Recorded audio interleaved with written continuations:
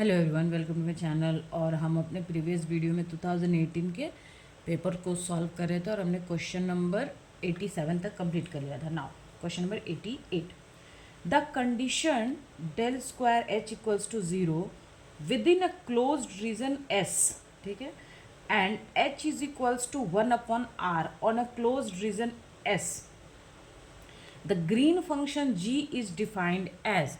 ये क्वेश्चन ना आप थोड़ा ध्यान से देखना, तभी आप इस चीज़ को समझ पाओगे। इसमें बोल रहा है कि फॉर द कंडीशन, क्या कंडीशन है हमारे पास, देखो कि del square h is equals to क्या हो रहा है हमारा, 0 हो रहा है। कब? Within the closed region s. मान लो कि जैसे ये हमारा एक एस रीजन है, ठीक है, और इस एस रीजन के अंदर, क्लोज रीजन के अंदर डेल स्क्वायर एच जो है वो किसके इक्वल है, 0 के अंदर है।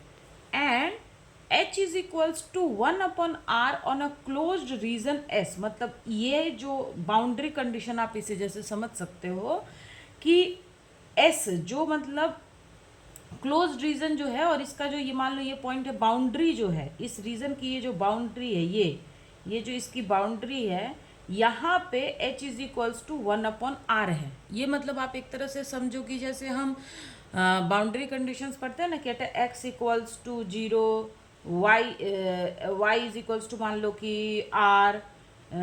तो इस टाइप का ये समझ लो कि एक बाउंड्री कंडीशन हमको दिया हुआ है कि जब s का जो रीजन, अंदर वाला रीजन है, उसमें del square h is equals to 0 है, और जो इसकी सर मतलब बाहर जो आउटर मतलब जो बाउंड्री है, एग्जैक्ट बाउंड्री के ऊपर h is equals to 1/r है।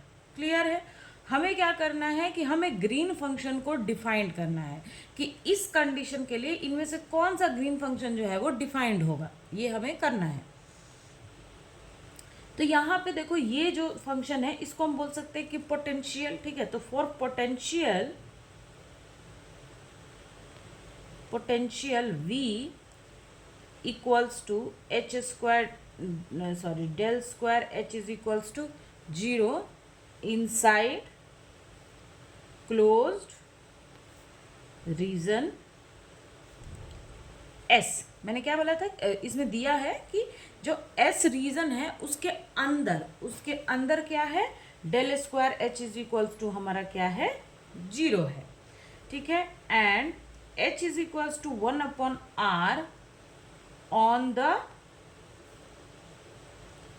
Boundary of closed region s। ये क्लोज रीजन s का जो मतलब s जो है, मान लो ये जो रीजन है इसका जो बाउंड्री है इसके ऊपर ये है, ठीक है। सो जो लैपलेस ऑपरेटर होता है उसके लिए ग्रीन फंक्शन आपने पढ़ा होगा, आपने एक्चुअली पढ़ा होगा पॉइजन्स इक्वेशन के लिए, ठीक है। तो पॉइजन इक्वेशन में अगर हम 0 कर दे तो फिर वो लैपलेस बन जाता है ना। तो यहाँ पे लिखो green function for Laplace operator. अच्छा, ये बोलो मैम लैपलेस क्यों, ये कंडीशन देख के आपको लग रहा है ना कि ये एक लैपलेस ऑपरेटर के लिए ही दिया हुआ है। लैपलेस ऑपरेटर तो ऐसा ही रहता है, तो इसलिए मैंने इसको लैपलेस ऑपरेटर बोला है। लैपलेस ऑपरेटर डेल स्क्वायर इसके लिए, ठीक है। तो डेल स्क्वायर जी इज क्या होता है, green function delta r minus r dash. Clear? अब देखो कि जो लैपलेस ऑपरेटर है इसका जो सॉल्यूशन होता है इन 3D, जो लैपलेस ऑपरेटर है, लैपलेस ऑपरेटर क्या है, डेल स्क्वायर, इसका जो सॉल्यूशन होता है इन 3D कोई रीजन है। अच्छा, मैं इसको आपको लिख के बताती हूँ कि देखो जो फंडामेंटल सॉल्यूशन है, फंडामेंटल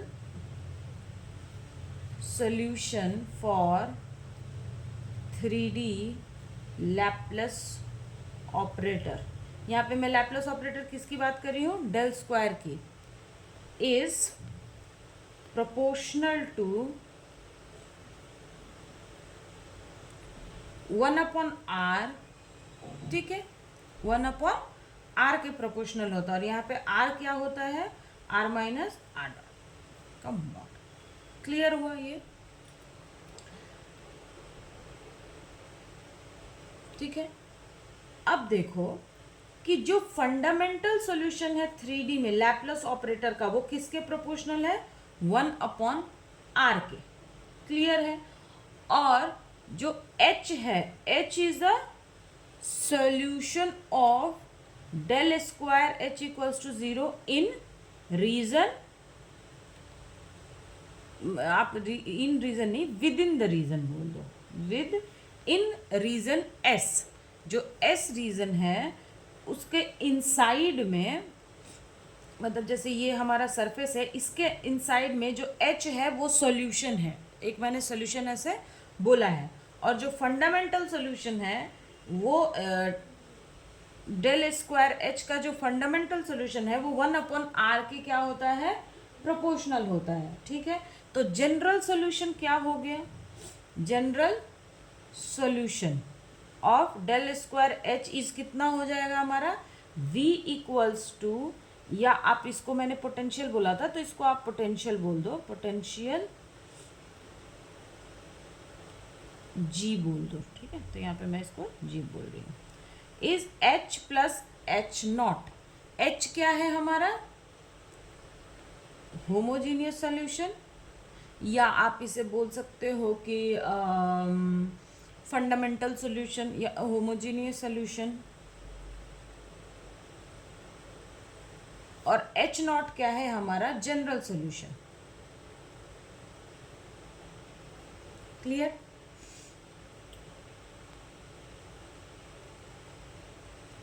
अब देखो, तो यहाँ पे मैंने पहले बोला था कि जो h नॉट है इसकी वैल्यू कितनी होगी? h नॉट क्या है? h plus 1/r। ठीक है। अब हम क्या करेंगे कि देखो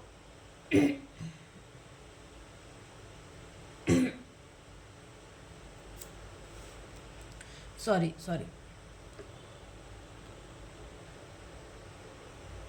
h जो, तो हमारे पास g equals to h plus 1/r आया। अब मैंने बोला कि देखो कि जो h है ये क्या है? h की वैल्यू जो है ये कितनी है? -1/r। कहाँ पे? ऑन अ क्लोज्ड, मतलब जो बाउंड्री थी उस पे h की वैल्यू कितनी थी? -1/r। ठीक है। तो अब देखो कि according to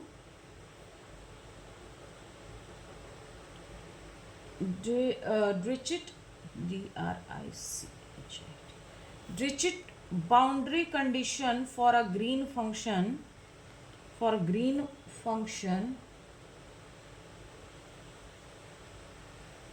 according to the digit boundary condition for a green function, that the function vanishes on boundary। ठीक है, फंक्शन वैनिशेस एट बाउंड्री। तो ये चीज़ है कि जो हमारा जो कंडीशन होता है, कंडीशन का क्या है कि बाउंड्री पे क्या होना चाहिए कि हमारा जो ग्रीन फंक्शन है वो क्या हो जाना चाहिए? वैनिश हो जाना चाहिए। तो यहाँ पे देखो कि h की वैल्यू ऑन बाउंड्री कितनी है? 1/r। तो ये फंक्शन तो क्या वैनिश होगा? अगर हम h is equals to -1/r रख दे तो -1/r, g equals to -1/r plus 1/r, तो g इक्वल्स टू 0 हो जाएगा। यानी हमारा ये कंडीशन क्या है? करेक्ट है। तो अब हम क्या करेंगे कि बाउंड्री पे ग्रीन फंक्शन जो है वो बाउंड्री पे वैनिश किस चीज़ के लिए मतलब होना चाहिए। ठीक है, ये चीज़ आप याद रखो। तो हमारा बाउंड्री पे क्या है? h is equals to -1/r है। ठीक है, h is equals to -1/r कहाँ है? बाउंड्री पे।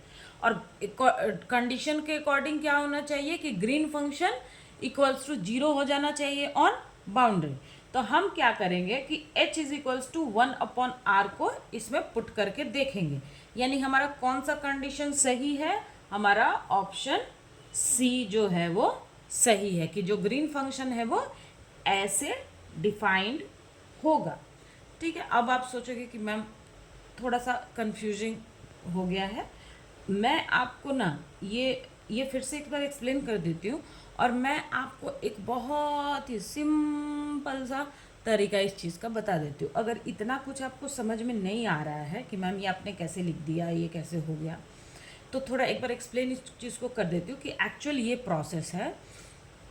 अगर आपको इतना झंझट नहीं करना है, इतना सब कुछ नहीं, सिर्फ एग्ज़ाम में इस चीज़ को हमको कैसे देखना है, तो वो भी मैं आपको बता देती हूँ। तो देखो, सबसे पहले क्वेश्चन में हमें दिया हुआ है कि एक रीजन में del square h is equals to 0 है, इस रीजन में, और जो बाउंड्री है, बाउंड्री के ऊपर H is equals to 1/r हमें गिवन है। तो ग्रीन फंक्शन के अकॉर्डिंग जो लैप्लस ऑपरेटर होता है उसकी ये वैल्यू होती है। क्लियर? तो देखो, जब हम लैप्लस को सॉल्व करते हैं 3D में, ठीक है, तो उसका जो फंडामेंटल सोल्यूशन होता है वो किसके वेरी करता है? 1/r के साथ वो वेरी करता है। मतलब मान लो कि सोल्यूशन कुछ भी आ जाए, लेकिन वो वेरी किससे करेगा? 1/r के साथ करेगा। और h जो है वो इसका एक सोल्यूशन होगा, ये हमने माना। यानी कि हमारे पास जब जो हमारा नेट सोल्यूशन निकल के आएगा, जो भी नेट हमारा सोल्यूशन निकल के आएगा, उसमें एक हमारा फंडामेंटल सोल्यूशन, दूसरा होगा हमारा जनरल सोल्यूशन। ठीक है, और हमें पता है कि फंडामेंटल सोल्यूशन भी जो होता है, या फिर जो आप जनरल सोल्यूशन बोल दो, ये क्या करता है, मैंने अभी बताया कि 1/r के साथ वेरी करता है। तो इसके दो सोल्यूशन होंगे, एक जनरल सोल्यूशन जो r के साथ वेरी कर रहा है, और एक होगा h। ठीक है, ये वाला हमारा जो हमारा रीजन के अंदर सोल्यूशन है, ये वाला। तो g equals to h plus h0। ठीक है, ये हुआ। अब यहाँ पे h की वैल्यू क्या हो गई? 1/r हो गई, और h0 हुआ। अब देखो, ये चीज़ हमने जनरल सोल्यूशन में इसको यहाँ पे हमने निकाल दिया है। अब इतना कुछ छोड़ दो, मतलब ये तो पूरा प्रॉपर तरीका है, ये मैंने आपको बता दिया। अब आप चाहो तो इसे छोड़ दो। क्वेश्चन देखो, क्वेश्चन में बोल रहा है कि for the condition del square h is equals to 0 within the close region s, h is equals to 1/r on a close region s. H is equals to r है, ये कहाँ पे है? बाउंड्री पे है। हमें green function को define करना है। तो मैंने आपको बताया यहाँ पे कि according to the digit boundary condition for a green function क्या होना चाहिए? ग्रीन फंक्शन जो है वो बाउंड्री पे वैनिश कर जाना चाहिए। यानी ग्रीन फंक्शन की वैल्यू बाउंड्री पे क्या हो जानी चाहिए? 0 हो जानी चाहिए। और बाउंड्री पे h की वैल्यू हमको कितनी दी गई है? 1/r। हम क्या करेंगे, सारे ऑप्शन में h की वैल्यू को 1/r रख करके देखेंगे। सॉरी, -1/r, यहाँ -1/r है, -1/r रख के देखेंगे कि किसके लिए g की वैल्यू हमारी 0 आ रही है। एग्जाम में ये क्वेश्चन कैसे करना है वो मैं आपको तरीका बता रही हूँ। ये तो डिटेल मैंने सॉल्यूशन आपको बता दिया, एग्जाम में इसको कैसे करना है वो मैं आपको बता रही हूँ। क्यों? क्योंकि हमारा ये कंडीशन सेटिस्फाई तो होना चाहिए ना। अगर कोई ग्रीन फंक्शन है तो उसके लिए तो डिजिट जो हमारा बाउंड्री कंडीशन है वो तो सेटिस्फाई होना चाहिए। तो उसमें क्या बोलता है कि बाउंड्री पे, जैसे बाउंड्री पे हमारा ग्रीन फंक्शन क्या हो? वैनिश हो जाए। तो बाउंड्री पे h की वैल्यू हमारी कितनी है? -1/r। हम सब में -1/r रख के देखेंगे कि g की वैल्यू किसके लिए 0 आ रही है। ये तो डेल स्क्वायर h है, तो इसको तो पहले ही नहीं। यहाँ पे h की वैल्यू अगर हम -1/r रखेंगे तो ये 0 होगा नहीं, ये कितना हो जाएगा? -2/r।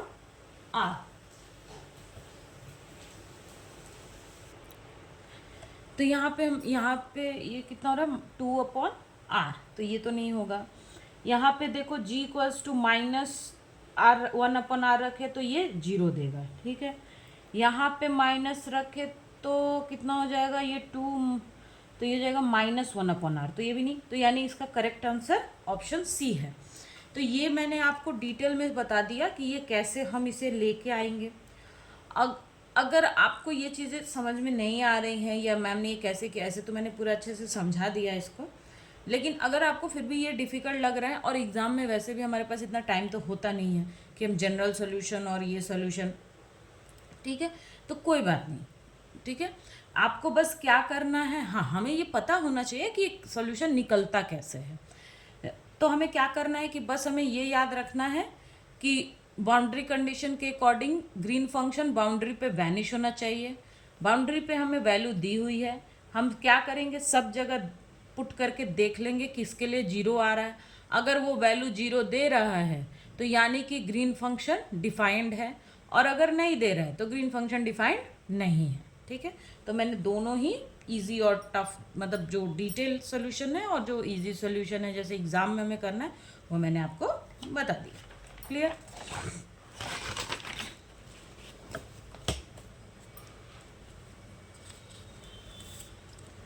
Now, question number 89. The Maxwell equation which remains unchanged when a medium changes. देखो, कोई भी मीडियम चेंज हो, कोई भी चीज़ हो, एक चीज़ जो मैक्सवेल इक्वेशन में, या आप जिस चीज़ को मतलब बोलते हैं ना कि नहीं बदलती है, उसका आप हमेशा याद रखना कि मैग्नेटिक मोनोपोल जो है वो, मतलब जिसको हम बोलते हैं ना कि मैग्नेटिक मोनोपोल नेवर एग्जिस्ट, ये हमारा मतलब क्या बोलते हैं ना कि ये फंडामेंटल ट्रूथ है। तो कोई भी हम मीडियम में जाए या कोई भी चीज़ में, क्या मैग्नेटिक मोनोपोल एग्जिस्ट करने लगेगा? नहीं करेगा। तो यानी कि del dot B equals to zero जो है, ये क्या होगा, किसी भी हम मीडियम में जाए ये चीज़ हमेशा सेम ही रहेगी कि मैग्नेटिक पोल, अगर डाइलेक्ट्रिक मीडियम में मैग्नेटिक मोनोपोल एग्जिस्ट नहीं करता तो वो नॉर्मल मीडियम में, वैक्यूम में भी मैग्नेटिक मोनोपोल एग्जिस्ट नहीं करेगा, ठीक है। बाकी ये सब क्या है, मान लो ये ई है, डाइलेक्ट्रिक में ले तो डेल डॉट ई हो जाएगा, अगर फ्री स्पेस है चार्ज फ्री तो ये जीरो हो जाएगा। तो बाकी मैक्सवेल इक्वेशन जो है ये चेंज होंगे, लेकिन ये ऑप्शन सी जो है ये कभी भी चेंज नहीं होगा। क्लियर? नाउ क्वेश्चन नंबर 90 देखो, in the born approximation the effective cross section of scattering depend on, ठीक है।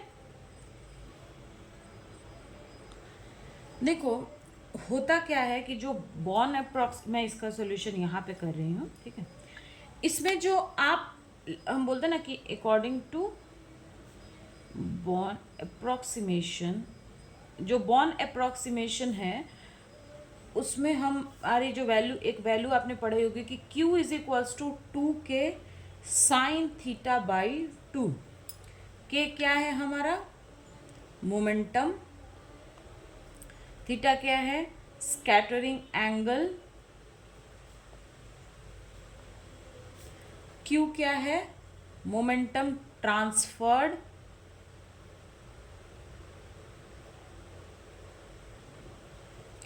आपको दिख रहा है? हाँ ठीक। Q की वैल्यू को हम ऐसे भी लिख सकते हैं कि K माइनस K डैश। ये थोड़ा सा मैं बता देती हूँ कि जैसे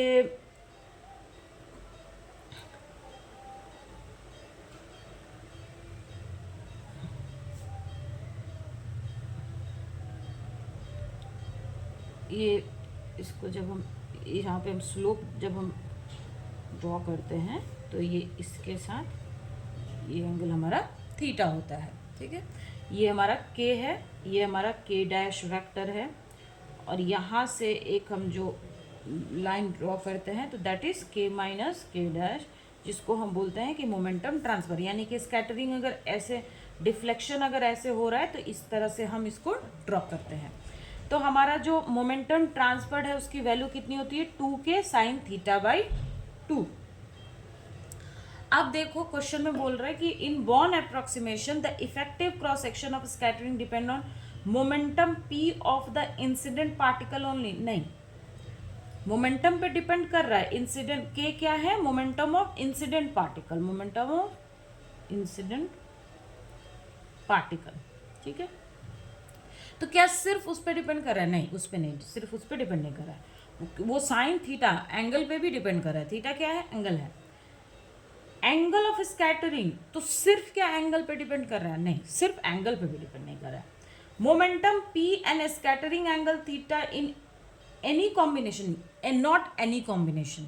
ये किस कॉम्बिनेशन में है? 2 के साइन θ/2 के कॉम्बिनेशन में, ठीक है, एनी कॉम्बिनेशन में नहीं है। Momentum and scattering angle theta only in the combination of p sin θ/2। तो ये ऑप्शन डी हमारा करेक्ट है, क्योंकि q इज इक्वल्स टू क्या है? 2 के साइन θ/2। तो ऑप्शन डी हमारा करेक्ट। क्लियर ना? ये क्वेश्चन आप देखो,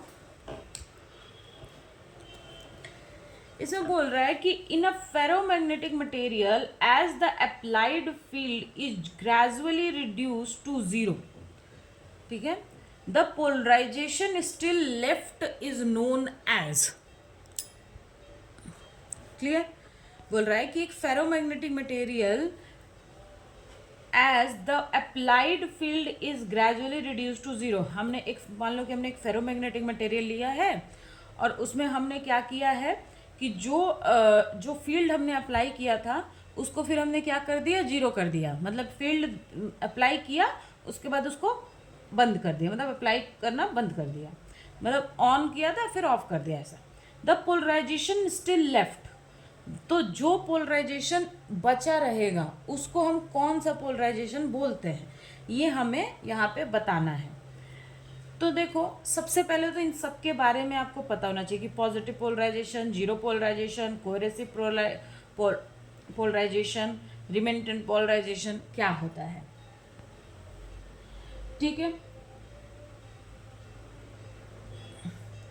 इसमें रिमेंटेंट पोलराइजेशन में क्या होता है कि डाइपोल ओरिएंटेशन या आप इसको इलेक्ट्रिक पोलराइजेशन बोल सकते हो, कि remains in a material after an external electric field is, क्या बोलते हैं, रिमूव्ड, ठीक है। इसमें क्या रिमेंटेंट पोलराइजेशन में क्या बोलते हैं कि डाइपोल ओरिएंटेशन, या फिर आप पोलराइजेशन बोल सकते हो, ओरिएंटेशन, या आप इसे इलेक्ट्रिकल पोलराइजेशन बोल सकते हो, ठीक है, that remains in a material after an external electric field is remove. यानी कि हम इलेक्ट्रिक फील्ड जो अप्लाई करेंगे, अगर हमने उसको हटा लिया, फिर भी जो पोलराइजेशन है, यानी कि जो पोलराइजेशन में क्या होता है, डाइपोल मोमेंट का ओरिएंटेशन, ठीक है, वो उसी तरीके से रहता है। मतलब हमने उसमें अब फील्ड अप्लाई किया तो जो उसका ओरिएंटेशन होगा या जो इलेक्ट्रिक पोलराइजेशन उसमें होगा वो फिर भी रिमेन ही रहता है, तो उसको हम बोलते हैं रिमेंटेंट पोलराइजेशन। क्लियर? कोहेसिव पोलराइजेशन क्या होता है, इसको मैं यहाँ पे लिख देती हूँ, ठीक है, इसको देखो यहाँ पे मैं लिख देती हूँ कि this refers to the specific strength of an external electric field required to reverse the net polarization of a ferromagnetic material. Ferromagnetic material, ठीक है। यानी कि ये पोलराइजेशन, कोहेसिव पोलराइजेशन का क्या मतलब है कि this refers to the specific strength of, मतलब हमारे पास स्पेसिफिक स्ट्रेंथ का मतलब कि कुछ एक अमाउंट, कुछ एक एक्स्ट्रा, मतलब जैसे मान लो कि 5, ठीक है, मैं 5 एक एग्जांपल ले रही हूँ कि 5 यूनिट का ही आपको इलेक्ट्रिक फील्ड हम अप्लाई करेंगे ताकि जो हमारा नेट पोलराइजेशन है फेरोमैग्नेटिक मटेरियल का वो क्या हो जाए, रिवर्स हो जाए, ठीक है। तो ये पोलराइजेशन का ये मतलब होता है। नाउ जीरो पोलराइजेशन से क्या मतलब है कि कोई पोलराइजेशन नहीं हुआ। पॉजिटिव पोलराइजेशन से है कि जो नेट डाइपोल मोमेंट का जो वैल्यू आए वो हमारा क्या आ जाए, पॉजिटिव आ जाए। या फिर इसका एक और मतलब है पॉजिटिव पोलराइजेशन का मतलब मैं यहाँ पे लिख देती हूँ कि जो नेट डाइपोल मोमेंट है, नेट डाइपोल मोमेंट, अच्छा ये थोड़ा आप ध्यान रखना कि किसका कौन सा है, ठीक है। Net dipole moment aligns with the direction of the applied electric field, यानी कि इलेक्ट्रिक फील्ड का जो डायरेक्शन हमने अप्लाई किया है सारे डाइपोल मोमेंट भी उसी डायरेक्शन में अलाइन हो जाएं। तो पॉजिटिव पोलराइजेशन का ये मतलब है। इसको आप इस तरीके से भी देख सकते हो कि जो नेट हमारा जो भी डाइपोल मोमेंट का या पोलराइजेशन का वैल्यू आ जाए वो पॉजिटिव आ जाए, तो या फिर अलाइनमेंट से ही आप इसे बोल सकते हो, ठीक है। तो ये पॉजिटिव पोलराइजेशन इसका हो गया, ठीक है। तो ये सबके बारे में मैंने बता दिया। अब हमारे क्वेश्चन में देखो कि in a ferromagnetic material as the applied field is gradually reduce to zero the polarization still left. तो बताओ इनमें से कौन सा होगा कि जब हम इलेक्ट्रिक फील्ड को हटा दे रहे फिर भी पोलराइजेशन रिमेन्स कर रहा है, तो वो क्या होगा। मैंने अभी बताया ना, dipole orientation that remains in a material after external field is removed. तो इसका ऑप्शन नंबर ए करेक्ट होगा। अच्छा, मैंने इन सब के बारे में इसलिए बता दिया क्योंकि मान लो कि इस बार इसके बारे में पूछा, हो सकता है कि इस बार नेक्स्ट टाइम इसके बारे में पूछे। बहुत बार ऐसा होता है कि ऑप्शन से ही क्वेश्चंस बन जाते हैं। तो अगर मैं सबको थोड़ा थोड़ा मैंने बता दिया तो आपके दिमाग में रहेगा। इसमें से मेन है ये जो ऑप्शन बी है, और ऑप्शन ए के बारे में आपको मेनली पता होना चाहिए। ये क्या है, ये एक स्पेसिफिक स्ट्रेंथ होना चाहिए इलेक्ट्रिक फील्ड का। किस चीज़ के लिए वो स्पेसिफिक स्ट्रेंथ किस चीज़ के लिए होना चाहिए, to reverse the net polarization of ferromagnetic material, ठीक है ना।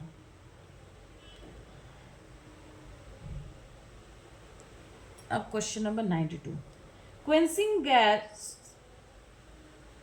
Are used in scintillation counter, semiconductor detector, proportional counter, ionization chamber. ये देखो क्वेश्चन नंबर 92। देखो गैस कूलिंग ये मेथड के बारे में मैं आपको बता देती हूँ सबसे पहले कि क्या होता है कि जैसे N2 हो गया, He हो गया, आर्गन हो गया, इसको हम यूज़ करते हैं as a cooling material. Cooling material नहीं बोलेंगे, मीडियम बोलेंगे, ठीक है। Cooling medium in a high pressure, ठीक है, to lower the temperature of metal parts, ठीक है। इसको हम क्या किसके जैसा यूज करते हैं, कूलिंग मीडियम के जैसा, ठीक है। अब हमें सबसे पहले इन सब के बारे में पता होना चाहिए। तो सैनिटेशन काउंटर क्या होता है, इसमें हम क्या करते हैं कि it is used to count और detect the particles of radio active substance, ठीक है। इसका क्या काम है, टू डिटेक्ट और काउंट द डिटेक्ट और count the particles of radioactive substance,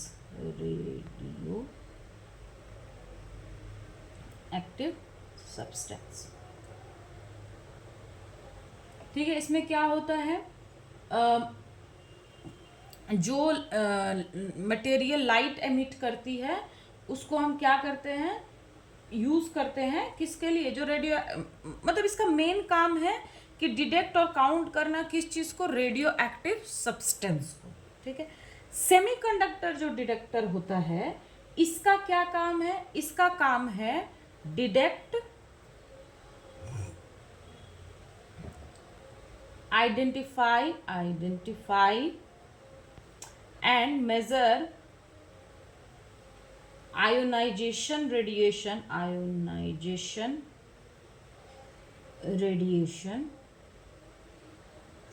जैसे कि alpha, beta and gamma rays by generating electron and hole pair. Now proportional counters क्या है, और आयोनाइजेशन चैम्बर क्या है। अच्छा, शायद ये आयोनाइजेशन चैम्बर के ऊपर ऑलरेडी प्रीवियस ईयर पेपर के में मैंने शायद ये बताया था, या इसके ऊपर शायद एक क्वेश्चन आ चुका है, ठीक है। तो इसलिए मैं बोल रही थी कि ऑप्शन से भी क्वेश्चंस होते हैं, है ना। ना प्रोपोर्शनल काउंटर क्या होता है? प्रोपोर्शनल काउंटर ये भी एक मतलब इसका भी काम है कि डिटेक्ट करना, आइडेंटिफाई करना एंड मेजर करना किस चीज को, particle of ionization radiation such as जैसे अल्फा बीटा एक्सरे, इन सब चीजों को। लेकिन सेमीकंडक्टर में क्या होता है कि इलेक्ट्रॉन एंड होल पेयर से मतलब जनरेट करके इस चीज को डिटेक्ट किया जाता है। और प्रोपोर्शनल काउंटर में क्या होता है, गैस फील्ड होता है, ठीक है। इसमें मैं लिख देती हूँ, यहाँ पे देखो कि is a proportional counter is a gas field detector. Gas field detector जो क्या करता है, मेजर करता है या डिटेक्ट करता है ionizing particle, ionizing radiation such as alpha beta और एक्सरे पार्टिकल्स, ठीक है। ये क्या है, it is a gas field detector. और ये क्या, इसमें भी यही चीज है, सेमीकंडक्टर डिटेक्टर भी यही काम करता है, लेकिन इसमें इलेक्ट्रॉन होल पेयर जो है वो जनरेट होता है। अब देखो क्वेंसिंग गैसेस क्या होता है कि ये क्या करता है कि जैसे मैंने अभी बताया कि He, आर्गन, इस टाइप की जो गैसेस हैं, मतलब आप इसको बोल सकते हो कि जो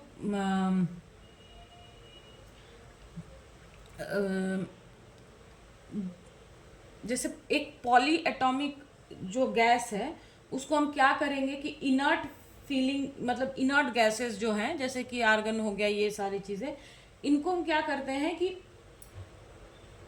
मतलब इसमें मेनली यही होता है कि यूवी रेज को ये लोग, जो यूवी फोटॉन्स होते हैं उनको ये एब्जॉर्ब करते हैं, प्रिवेंटिंग फर्दर, और उसके बाद ये फर्दर आयोनाइजेशन को,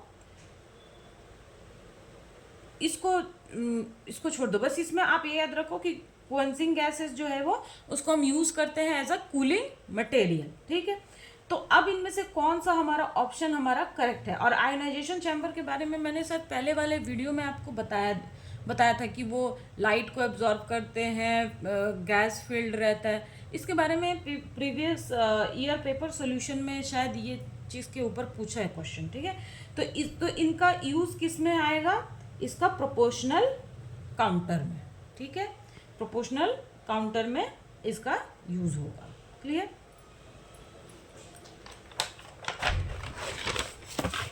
सॉरी ना अटम ना क्वेश्चन नंबर 93 आप देखो।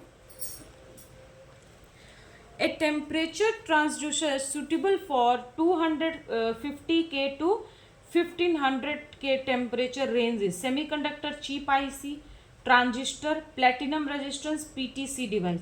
देखो जो सेमीकंडक्टर चिप आई होता है ना, अच्छा पहले मैं टेम्परेचर ट्रांसड्यूसर के बारे में थोड़ा सा बता देती हूँ कि ये क्या होता है। ये एक ऐसा डिवाइस है जो थर्मल एनर्जी को, ठीक है, मेजर कर, मतलब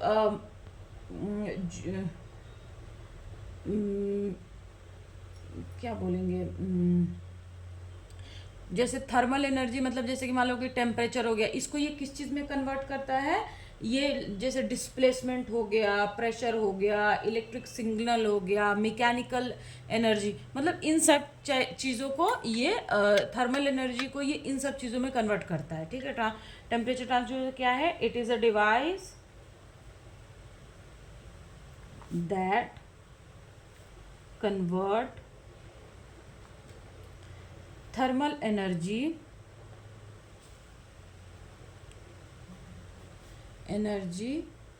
थर्मल एनर्जी यानी कि temperature into a measurable physical quantities,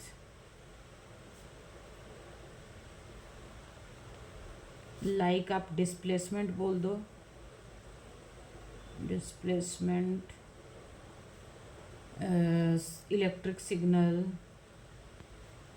electrical signal, जैसे कि आप रेजिस्टेंस बोल दो, वोल्टेज बोल दो, ठीक है, एंड एक्सेट्रा। क्लियर? तो इसका क्या काम है वो मेरे आपको पता चल गया। अब देखो कि जो सेमीकंडक्टर आईसी होता है ना, इसका जो रेंज होता है, जो सेमीकंडक्टर आईसी का जो टेम्परेचर, मतलब जो रेंज, जिस रेंज टेम्परेचर रेंज में ऑपरेट करता है, वो होता है 218 के टू 423 के। ये बहुत ज़्यादा हाई टेम्परेचर पे आपने जब प्रैक्टिकल किया होगा तो देखते होंगे कि थोड़ा सा भी हाई टेम्परेचर हुआ या कुछ भी, तो जो हमारा आईसी होता था वो क्या होता है, जल जाता है। तो इसका जो टेम्परेचर रेंज होता है ये बहुत हाई नहीं होता है, और 1500 के टेम्परेचर बहुत ज़्यादा हो गया है ना। तो सेमीकंडक्टर चिप का जो आईसी का जो टेम्परेचर रेंज है वो इतना होता है, तो ये तो नहीं होगा। ट्रांजिस्टर भी जो होता है इसका रेंज भी काफ़ी मतलब कम होता है, ये भी काफ़ी लो टेम्परेचर पे ही काम करता है। It also work on a operate on a low temperature. जो पीटीसी डिवाइसेस होते हैं इनका मतलब 40 डिग्री सेल्सियस से आप समझ जाओ कि 200 डिग्री सेल्सियस तक इसका रहता है। लेकिन जो हमारा प्लेटिनम रेजिस्टेंस होता है इसका जो टेम्परेचर रेंज होता है ये बहुत ज़्यादा होता है। और जैसे कि थर्मोकपल है, इसका भी टेम्परेचर रेंज बहुत ज़्यादा होता है। Clear?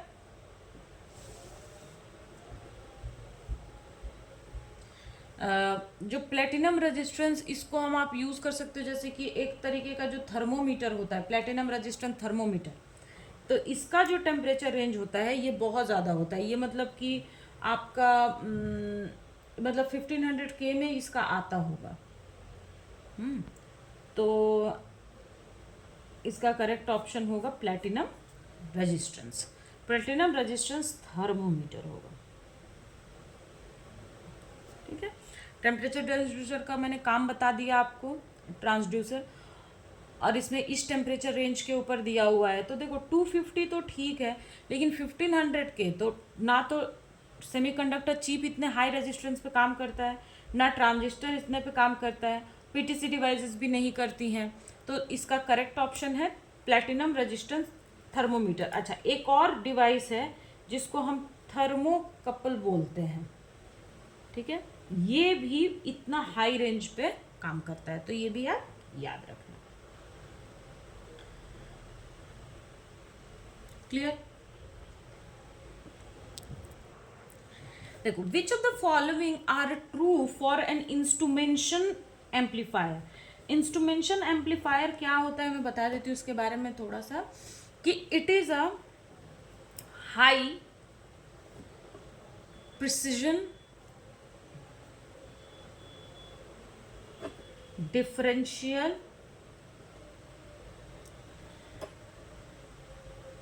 op-amp designed to amplify very low signals, rejecting noise and interference signals। ठीक है, मतलब ये काफ़ी लो मतलब बहुत ही लो जो सिग्नल्स है ना उनको भी ये एम्पलीफाई करता है। ठीक है, इंस्ट्रूमेंटेशन एम्पलीफायर है। तो अब हमें बताना है, अच्छा देखो इसके फीचर्स क्या क्या होते हैं। इसका पहला फीचर है कि एक्यूरेट और स्टेबल गेन देना और फाइनाइट गेन देना। ठीक है, दूसरा क्या है कि इसका हाई इनपुट इम्पिडेंस होता है। सेकंड क्या होता है, लो आउटपुट इम्पिडेंस। थर्ड में देखो इसकी हाई CMRR वैल्यू। CMRR का क्या मतलब है, कॉमन मोड रिजेक्शन रेशियो। तो वो क्या होता है, हाई CMRR।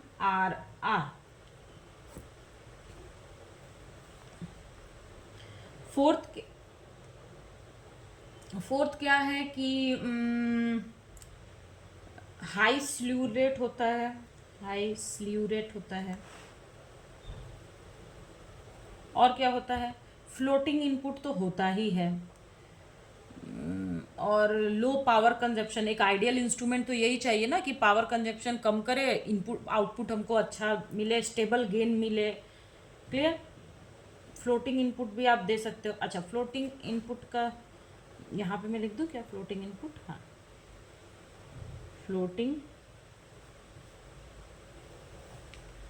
फ्लोटिंग इनपुट होता है इसका। अच्छा, फ्लोटिंग इनपुट का क्या मतलब है कि जो टर्मिनल्स है not connected to a reference potential, ठीक है, जैसे कि मतलब कि ग्राउंड से या किसी स्पेसिफिक वोल्टेज सोर्स से हम उसका जो इनपुट है, हाँ, वो जो टर्मिनल है वो कनेक्टेड ना हो। फ्लोटिंग इनपुट का यही मतलब होता है कि जो उसका जो इनपुट टर्मिनल है वो किसी भी रेफरेंस वोल्टेज, रेफरेंस आप पोटेंशियल से या फिर ग्राउंड से वो कनेक्टेड ना हो, दैट इज फ्लोटिंग इनपुट।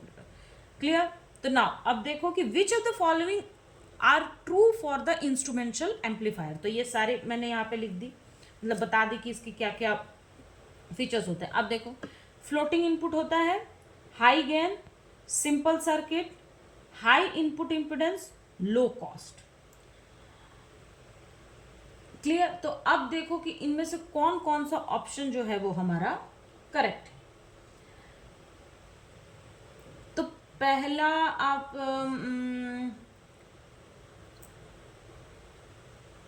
अच्छा, एक चीज देखो कि इंस्ट्रूमेंटल एम्पलीफायर का अगर आपको एग्जाम्पल देना पड़े तो आप इसमें किस चीज़ का एग्जाम्पल दे सकते हो कि इस चीज़ को हम किस चीज़ में यूज़ कर सकते हैं।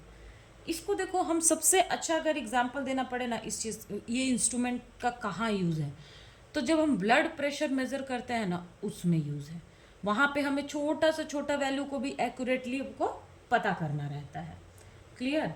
तो वहाँ पे इसको हम यूज़ कर सकते हैं।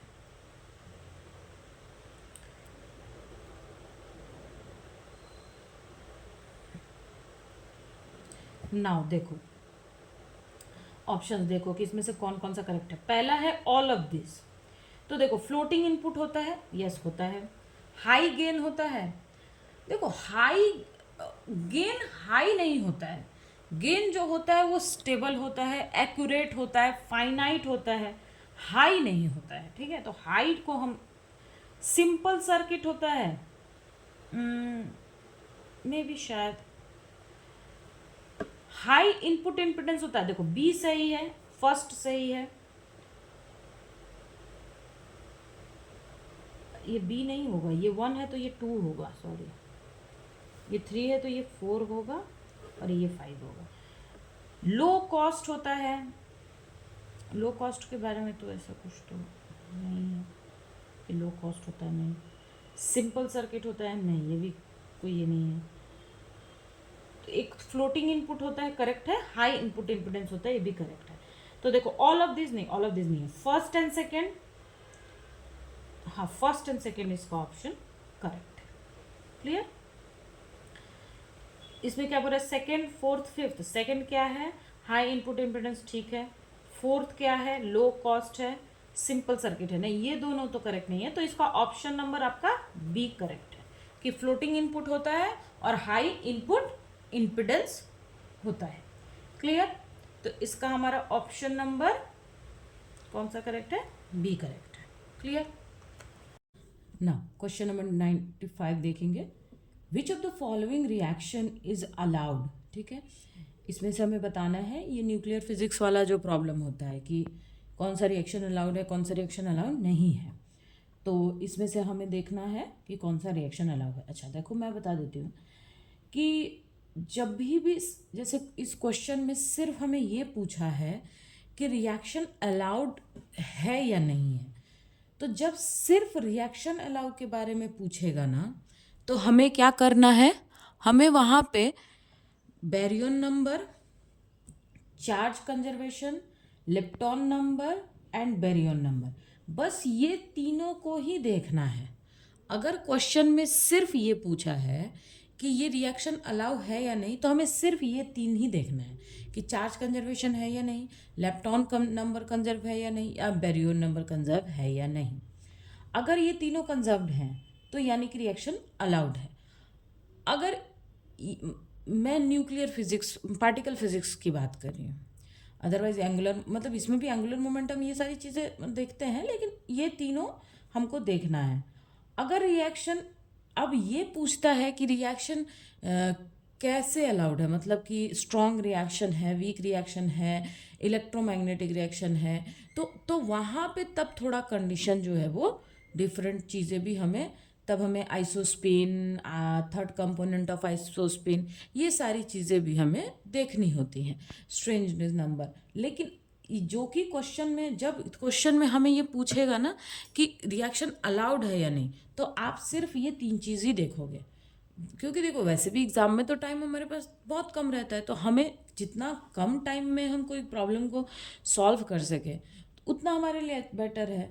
तो हम फालतू में फिर इतनी सारी चीज़ें क्यों देखने जाएं, ठीक है। अगर हाँ रिएक्शन में पूछता है कि ये वीक से रिएक्शन है या स्ट्रॉन्ग से है, मतलब ऐसा, ठीक है, तब ना देखो विच ऑफ पहला रिएक्शन जो है वो क्या है कि P N में कन्वर्ट हो रहा है और एक पॉजिटिव इलेक्ट्रॉन दे रहा है। अगर आप ध्यान से देखो तो ये हमारा बीटा डीके का रिएक्शन है, क्लियर, ये हमारा बीटा डीके का रिएक्शन है।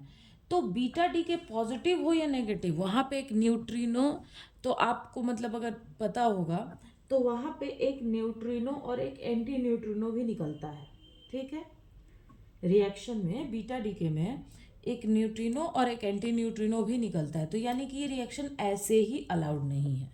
मतलब मैं ये कॉन्सेप्ट से बता रही हूँ, अभी मैं चेक करके भी बताऊंगी, लेकिन ये रिएक्शन ऐसे भी अलाउड नहीं है।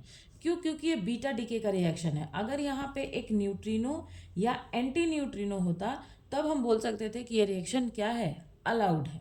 क्लियर है? ये कॉन्सेप्ट से मैं बता रही हूँ, ठीक है। अच्छा चेक करते हैं, तो देखो पहले चार्ज चेक करेंगे, तो प्रोटॉन पे पॉजिटिव चार्ज, न्यूट्रॉन, ये तो यहाँ पे positive charge. Lepton number check करेंगे तो ये प्रोटॉन है, प्रोटॉन लेप्टॉन है नहीं, ये लेप्टॉन है नहीं, लेकिन इलेक्ट्रॉन तो लेप्टॉन है, तो ये +1 हो जाएगा। बेरियन नंबर चेक करो, तो जब ये मतलब यहाँ पे ही ये कंजर्वेशन नहीं हो रहा है, तो आगे हमको चेक करने की ज़रूरत नहीं है, यानी कि लेप्टॉन नंबर ही कंजर्व नहीं है, तो this reaction is not allowed. ऐसे मैंने कॉन्सेप्ट से भी बताया कि बीटा डीके का रिएक्शन है ये, है ना, तो वहाँ पे एक न्यूट्रिनो या एंटी न्यूट्रिनो रहता तब हम उसको बोल सकते थे कि मतलब अलाउड है या नहीं, उसकी ज़्यादा हम टेंशन ले सकते थे, पर यह रिएक्शन अलाउड नहीं है ना। बी देखो कि पी जो है यहाँ पे पॉजिटिव है, चार्ज देखेंगे तो ये 1, यहाँ भी 1 और ये तो 0। लेप्टॉन नंबर देखेंगे, इलेक्ट्रॉन पहले देखेंगे क्योंकि इलेक्ट्रॉन यहाँ पे है, तो इलेक्ट्रॉन का देखेंगे, तो देखो ये तो 0 हो जाएगा क्योंकि प्रोटॉन लेप्टॉन तो है नहीं, इलेक्ट्रॉन पॉजिटिव है तो -1, और ये एक हमारे पास न्यूट्रिनो है, सॉरी, हाँ, तो इसका होता है +1, यानी कि -1 +1 ये कितना हो गया, 0, इधर भी 0, यानी ये भी कंजर्व्ड हो गया। अब हम आते हैं बेरियन नंबर पे, तो प्रोटॉन क्या है, ये एक बेरियन है, लेकिन ना ये तो कोई बेरियन है ना ये भी बेरियन है, तो ये 0 हो जाएगा, तो यानी कि ये भी अलाउड नहीं है। अब देखो ऑप्शन सी, पी जो है ये एक पाई पॉजिटिव और ये आपका गामा फोटोन में रिलीज हो रहा है। चार्ज देखो तो 1 1 0, लेप्टॉन नंबर तो इनमें से कोई भी लेप्टॉन नहीं है, पाई जो होते हैं ना वो मेसॉन्स होते हैं, ठीक है।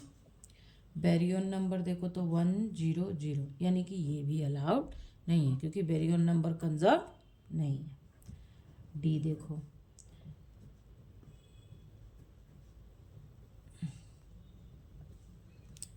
चार्ज, ये प्रोटॉन है, लेकिन ये प्रोटॉन इसका मतलब एंटी पार्टिकल है, तो -1 0 -1 0, चार्ज कंजर्व।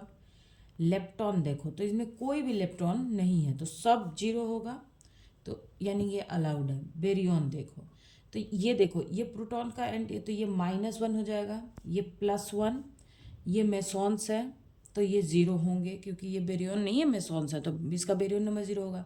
लेकिन इसका माइनस और इसका +1 है, तो इधर भी टोटल बेरियन नंबर क्या है, 0, और इधर भी टोटल 0, यानी कि हमारा तीनों ही कंजर्व्ड है, यानी कि दिस रिएक्शन इज अलाउड, यानी कि इसका ऑप्शन होगा कि option number D is allowed. Clear हो गया? ओके, नाउ 96 नंबर देखो, question number 96। According to semi-empirical mass formula, pairing energy vanishes for, ठीक है, तो सेमी एम्पेरिकल मास फॉर्मूला क्या होता है कि E V equals to A V A minus A S 2/3 minus A C Z, Z -1 का A to the power minus A N minus Z का power square A plus minus del A H, यही होता है ना।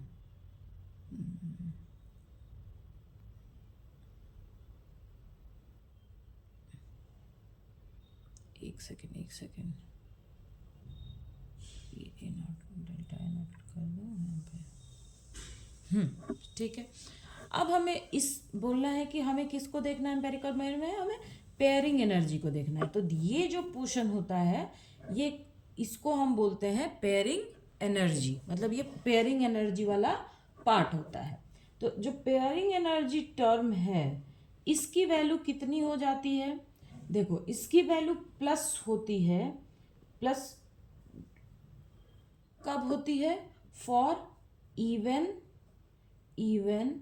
Nuclei. Even nuclei का क्या मतलब है कि ए मतलब proton, number of proton and number of neutron, ये दोनों ही क्या हो, इवन हो। मतलब n इक्वल्स टू अगर 6 है, मतलब अगर न्यूट्रॉन 6 है तो प्रोटॉन भी 6 हो, तो अगर दोनों ही इवन है, न्यूट्रॉन एंड प्रोटॉन, तो हम इसको बोलेंगे कि इसकी वैल्यू पॉजिटिव होगी। नेगेटिव होगी कब, वो फॉर ऑड न्यूक्लियाई, जब दोनों न्यूट्रॉन एंड प्रोटॉन दोनों ही क्या हो जाए, हमारा ऑड हो जाए, तो इसकी वैल्यू नेगेटिव होती है। और 0 कब होती है, for even and odd nuclei. कब कि मान लो कि अगर n 6 है तो p कितना हो जाएगा, 5 हो जाए, या p 3 है तो n कितना हो जाए, 4 हो जाए। मतलब कि दोनों में कोई भी, अगर दोनों ऑड है तो नेगेटिव आ जाएगा, दोनों मतलब आपका इवन है तो पॉजिटिव आ जाएगा। लेकिन अगर इवन ऑड आ रहा है, हाँ, तब इसकी वैल्यू कितनी हो जाएगी, हमारे पास 0 हो जाएगी। क्लियर? और इसका जो ये डेल नॉट है, इसकी वैल्यू होती है that is equals to AP/1 का पावर, हाँ ये होता है इसकी वैल्यू। ठीक है, ये आप यहाँ पे, मैम ये अपने डेल ऐसे क्यों लिखा, तो इसकी वैल्यू ये होती है, आप ये भी लिख सकते हो यहाँ पे। क्लियर? तो इसमें क्वेश्चन में हमें पूछ रहा है कि ये वैनिश कब करेगा। वैनिश करने का मतलब क्या हो जाए, ये टर्म क्या हो जाए, 0 हो जाए। तो ये टर्म कब 0 होगा, फॉर अ ऑड इवन या इवन ऑड न्यूक्लियाई के लिए। तो क्या इवन ए न्यूक्लियाई, नहीं, ऑड ए आइसोबर, नहीं, ऑड ऑड ऑड मतलब दोनों ही ऑड हो जाए तो उसके लिए तो नहीं होगा। Odd Z and odd nuclei, नहीं, इसमें हमको तो मतलब इवन चाहिए ना।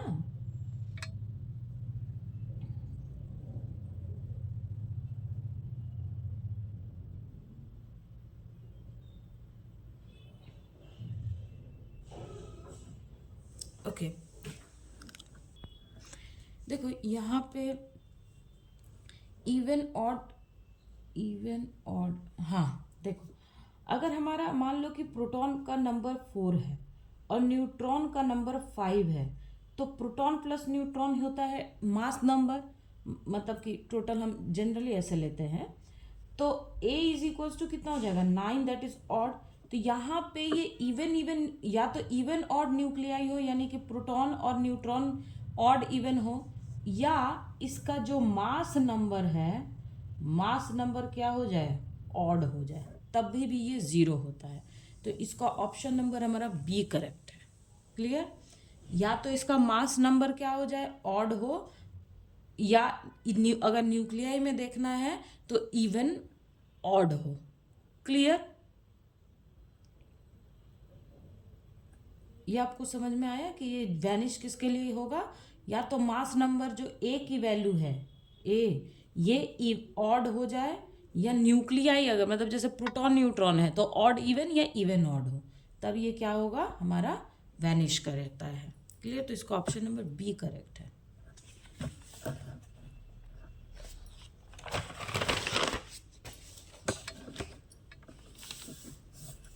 ये आपको दिख रहा है?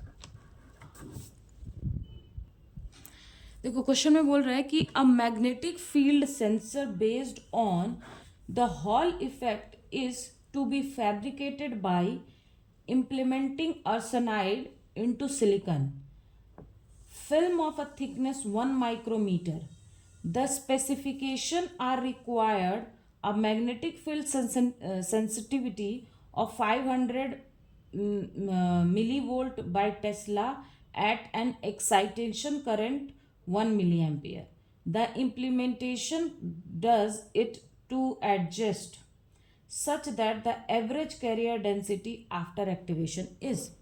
एक यहाँ पे क्या हुआ है कि यहाँ पे एक मैग्नेटिक फील्ड सेंसर बनाया गया है जिसमें ये दोनों मतलब सिलिकॉन को और आर्सेनाइड को यूज़ किया गया है। ठीक है?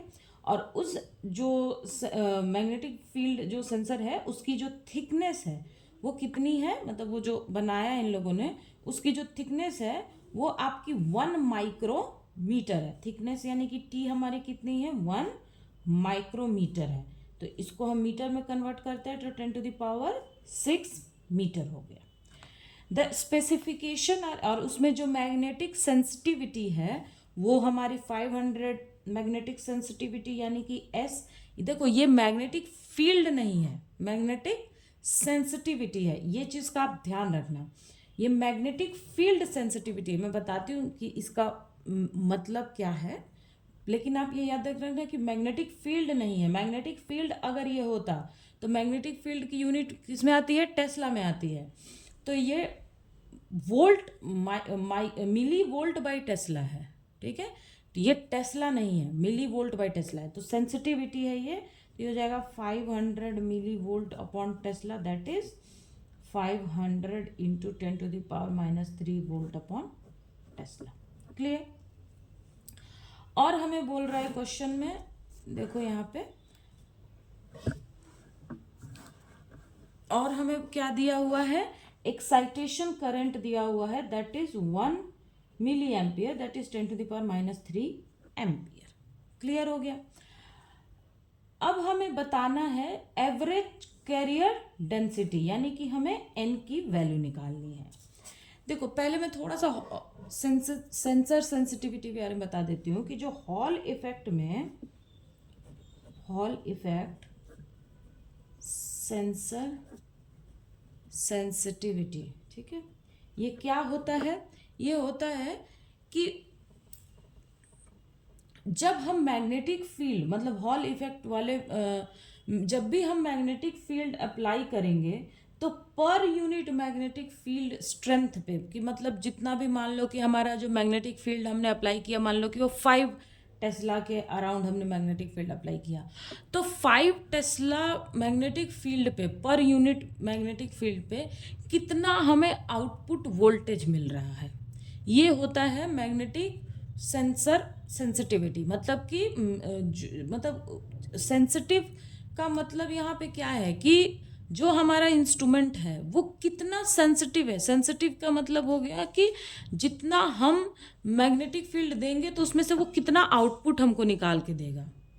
क्लियर? तो इसको हम बोलेंगे कि, तो इससे हमें पता चलेगा कि वो जो हमारा, मान लो कि हमने एक इंस्ट्रूमेंट बनाया, हमने कोई मशीन बनाया और हमें चेक करना है, जिसको हम, आपको मैं इसका एक छोटा सा लोकल एक एग्जांपल देती हूँ। जैसे बाइक होती है ना, बाइक, तो हम बोलते हैं ना कि बाइक का माइलेज क्या है। माइलेज का क्या मतलब होता है बाइक में, कि 1 लीटर पेट्रोल पे कितना किलोमीटर बाइक चलेगा, है ना।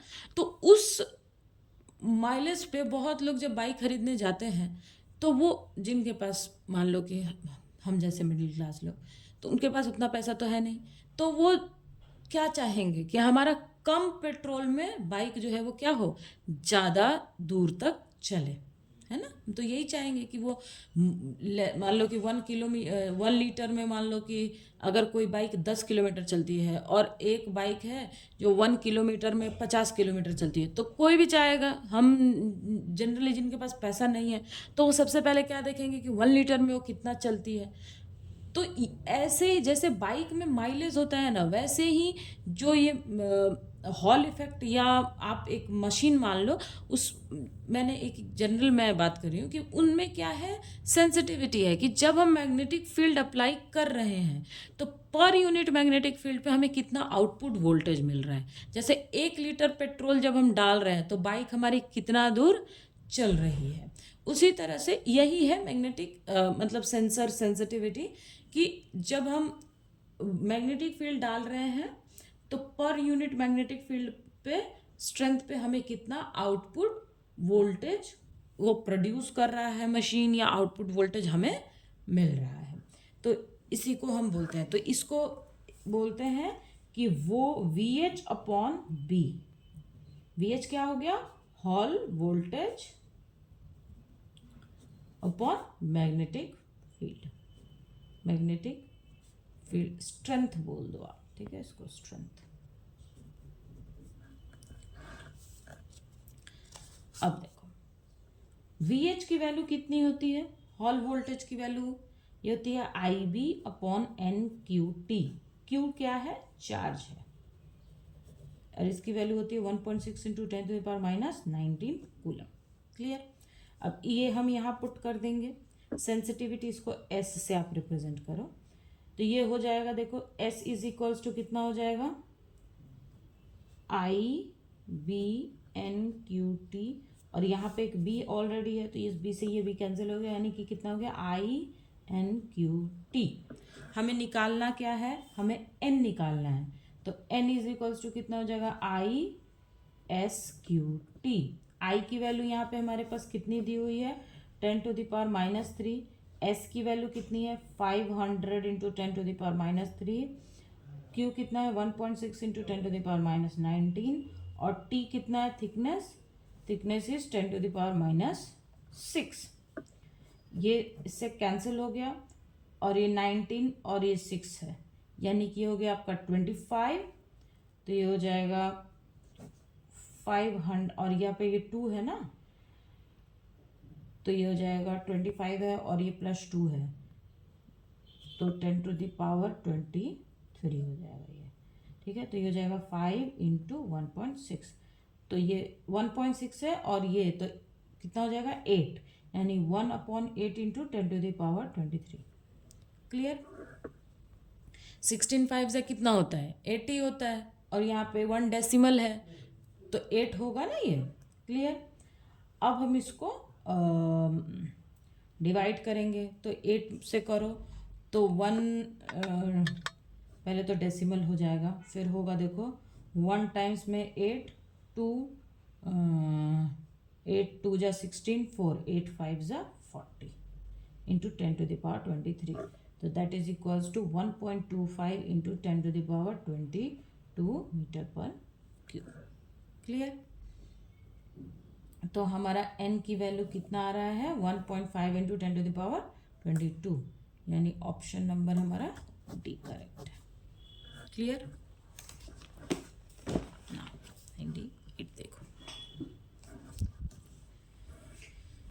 98 में क्या है, transition rule for vibrational rotational spectra. Transition rule क्या होता है कि डेल्टा n की वैल्यू +-1 हो जाए, डेल्टा j की वैल्यू +-1 हो जाए, ऑप्शन डी। सिंपल है, सिर्फ ट्रांजिशन रूल है वाइब्रेशनल एक्सपेक्टरा रोटेशनल एक्सपेक्टरा का। अच्छा, अ double slit interference experiment uses a laser emitting light of 2 frequency, ठीक है, the minimum path difference between the interfering beams for which the interference pattern disappears। अच्छा, ये question है देखिए क्वेश्चन, एक काम करते हैं, पहले 100 कर लेते हैं, फिर 99 पे आते हैं, क्योंकि थोड़ा इसका एक्सप्लेनेशन ज़्यादा है, ठीक है। तो क्योंकि आप लोगों ने इंटरफेरेंस तो पढ़ा होगा ग्रेजुएशन फर्स्ट ईयर में, और तो थोड़ा सा उसके बारे में सब एक्सप्लेन करना पड़ेगा, इसलिए पहले 100 कर लेते हैं, उसके बाद इसको करते हैं आराम से। देखो,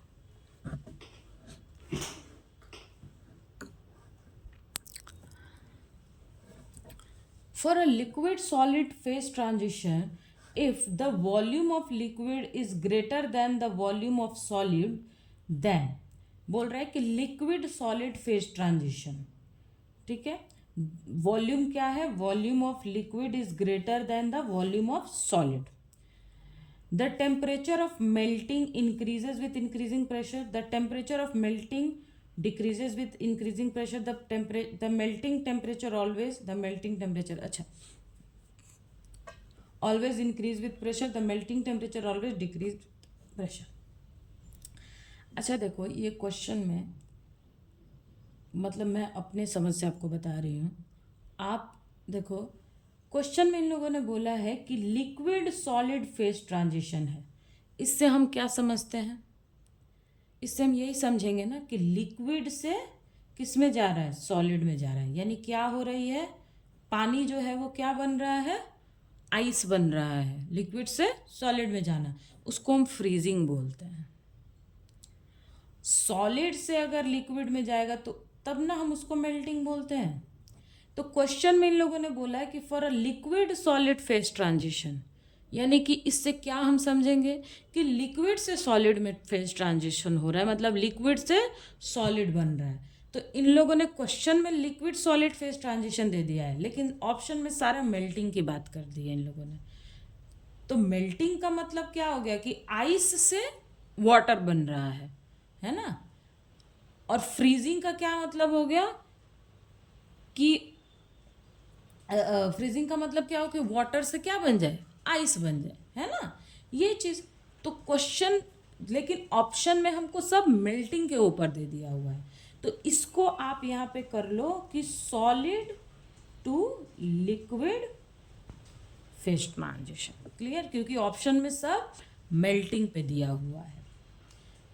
क्लियर, क्योंकि अगर फ्रीजिंग की बात आ जाएगी, अभी मैं आपको बताती हूँ कि क्यों यहाँ पे जो टेम्परेचर वाली जो चीज़ है ये क्यों डिफ़र कर जाएगी अगर फ्रीजिंग की बात आती है। देखो, क्लॉसियस जो रूल है उसमें आपने पढ़ा होगा कि dp/dt is equals to latent heat by temperature V2 minus V1। V2 minus V1 का मतलब मान लो कि क्या है कि जैसे अगर सपोज करो कि सॉलिड से लिक्विड में जा रहा है, मैं मेल्टिंग ले रही हूँ क्योंकि ऑप्शन में सब मेल्टिंग की बात हुई है, तो यहाँ से सॉलिड से आप लिक्विड ले लो। तो इसमें V2 क्या हो गया, लिक्विड, मतलब सॉलिड से लिक्विड में जा रहा है ना, और V1 क्या हो गया, सॉलिड। अगर यही चीज़ यहाँ पे लिक्विड से सॉलिड में जाता, लिक्विड से सॉलिड में जाता, तब क्या होता, तो यहाँ पे V2 सॉलिड हो जाता और V1 लिक्विड हो जाता। अब बोला है कि volume of liquid is greater, volume of liquid यानी इसकी वॉल्यूम क्या है, वो ग्रेटर है वॉल्यूम ऑफ सॉलिड से। तो अगर हम यहाँ पे लिक्विड लें, सॉरी यहाँ पे अगर हम ये वाला केस ले लें, फ्रीजिंग वाला केस लें, तो अगर सॉलिड यहाँ पे आएगा और सॉलिड का वॉल्यूम क्या है, कम है, तो यानी कि dp/dt इज लेस देन 0 हो जाएगा फ्रीजिंग के लिए। तो क्वेश्चन में गड़बड़ हो जाएगी ना, तो इन लोगों पता नहीं कैसे ये लोग देते हैं। ठीक है, चलो, तो हम मेल्टिंग के, क्योंकि ऑप्शन में सब मेल्टिंग का दिया हुआ है तो हम मेल्टिंग को लेते हैं, यानी कि सॉलिड से लिक्विड फेज ट्रांजिशन। तो वॉल्यूम ऑफ लिक्विड क्या है, ग्रेटर है वॉल्यूम ऑफ सॉलिड से, तो हो जाएगा dp/dt is equals to LT। V2 कितना हो जाएगा, V2 is volume of liquid minus volume of solid. As VL is greater than VS, then this is positive, this part is, then VL minus VS is positive। यानी अगर ये positive है तो dp/dt की value कितनी हो जाएगी, dp/dt should be greater than 0। Clear हुआ। यानी कि dp/dt भी जो है वो ग्रेटर देन 0, या फिर आप बोल सकते हो कि पॉजिटिव है। तो इसका क्या मतलब है कि जैसे जैसे हम प्रेशर को इंक्रीज करेंगे, ठीक है, या जैसे जैसे हम टेम्परेचर को इंक्रीज करेंगे, प्रेशर भी क्या होगा, इंक्रीज होगा। कि as we increase temperature, pressure increases. Clear? कि as we increase temperature, pressure also increases. Clear है? तो देखो कौन सा ऑप्शन करेक्ट है। The temperature of melting increases with increasing pressure. Yes, temperature of melting increase with increasing pressure. Temperature of melting decrease with, नहीं। The melting temperature always increase, नहीं। The melting temperature always decrease, नहीं। ठीक है, कि as we increase temperature, pressure increases. Clear हुआ ये question? चलो अब आते हैं हम अपने 99। अच्छा, ये क्वेश्चन के साथ ही हमारा 2018 के पेपर सॉल्यूशन ख़त्म हो गया। क्लियर? अब इसके बाद मैं कुछ इम्पॉर्टेंट टॉपिक्स है जैसे लैग्रेंजियन है, ये सब मैं डिस्कस कर दूंगी, क्योंकि अभी एग्ज़ाम में भी 10 डेज़ के आसपास टाइम है। तो मैं कुछ इम्पॉर्टेंट टॉपिक्स अभी कराऊंगी, और उसके बाद आपकी जो असिस्टेंट प्रोफेसर का पेपर सोल्यूशन है, अब मैं वो स्टार्ट करूँगी। ठीक है, पहले जो इम्पोर्टेंट टॉपिक्स है उनको कंप्लीट करके फिर आपका पेपर सोल्यूशन, या दोनों साथ में चलते रहेंगे। क्लियर? तो अगर कोई प्रोफेसर की एग्ज़ाम की तैयारी कर रहा है या असिस्टेंट प्रोफेसर का एग्ज़ाम उसको देना है, अच्छा, ऐसा नहीं है कि देखो ये सेट का एग्ज़ाम का मतलब एमपी के सेट के एग्ज़ाम का पेपर है, इसका मतलब है कि सिर्फ आपको एमपी सेट के एग्ज़ाम के लिए हेल्प करेगा, ऐसा बिल्कुल नहीं है। कोई अगर महाराष्ट्र सेट का एग्ज़ाम दे रहा है तो उसके लिए भी ये हेल्पफुल है। कोई मतलब कोई भी स्टेट का एग्ज़ाम हो, सेट का एग्ज़ाम हो, उसके लिए ये हेल्पफुल है। तो अगर आप किसी को ऐसा जानते हो तो आप उनको भी बोल सकते हो कि वो ये वीडियोस को ज़रूर देखें। क्लियर? और कोई अगर प्रोफेसर एमपी मतलब जो एमपी में जो प्रोफेसर के एग्ज़ाम्स होने वाले हैं, या कहीं भी प्रोफेसर के एग्ज़ाम के लिए पढ़ रहे हैं, तो उनको भी आप बोल सकते हो कि वो यहाँ पे फॉलो करें, इस चीज़ को देखें। क्लियर?